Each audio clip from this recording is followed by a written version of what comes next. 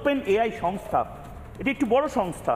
Chat জিপিটির মতন এত বড় একটি যে ডিপ ফেক এবং তার পাশাপাশি বিভিন্ন কাজে ব্যবহার হয় যে যে যে অ্যাপ, সেই অ্যাপ বানিয়েছে তারা বলছে ভারতের নির্বাচনকে প্রভাবিত করার চেষ্টা হয়েছিল সোশ্যাল মিডিয়ায় এক ধরনের ন্যারেটিভ সেট করে ডিপ ফেক ভিডিওর মাধ্যমে আর্টিফিশিয়াল কৃত্রিমভাবে কমেন্ট তৈরি করে এবং বারবার টাইমলাইনগুলোকে বিভিন্নভাবে ইনক্লুড করে, অর্থাৎ সেগুলোতে বারবার কোনো না কোনোভাবে ঢুকিয়ে দিয়ে। একটু যদি সহজভাবে বোঝান এটার মানেটা কি?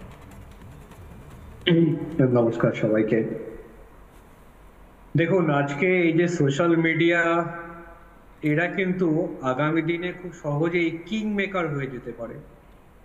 কেননা আমাদের পুরো যে প্রচার, এই প্রচারটা কিন্তু অনেকটাই ডিজিটাল মিডিয়ার উপর নির্ভরশীল।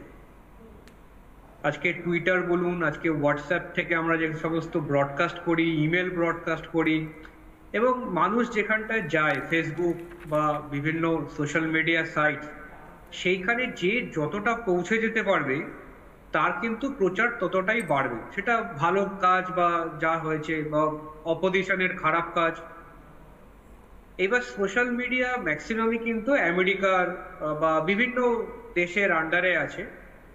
কালকে যদি সেই দেশের আজকে গভর্নমেন্ট চায় যে আমি একে প্রচার হতে দেব না, এই কোনো সোশ্যাল মিডিয়া অ্যালগরিদম কিন্তু ট্রান্সপারেন্ট নয়, তাহলে আমি যে কোনো একজন মানুষের রিচেবিলিটি বাড়িয়ে দিতে পারি বা কাউকে একদম কারোর কাছে পৌঁছতে নাও দিতে পারি।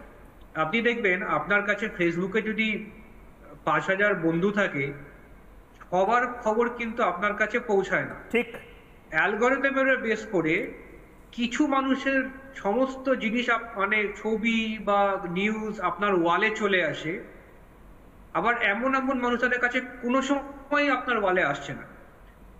তাহলে আমি যদি অ্যালগরিদমটা একটু টুইক করে দিতে পারি যে একজন মানুষের বা একটা পার্টি, তার খবরগুলো আমি একটুখানি কম পৌঁছাবো আর একজনেরটা আমি বেশি জায়গায় পৌঁছে দেবো, তাহলে কিন্তু সেইখানটা একটা কিং মেকারের মতো জায়গায় কিন্তু এই সোশ্যাল মিডিয়ার পাওয়ার চলে আসে।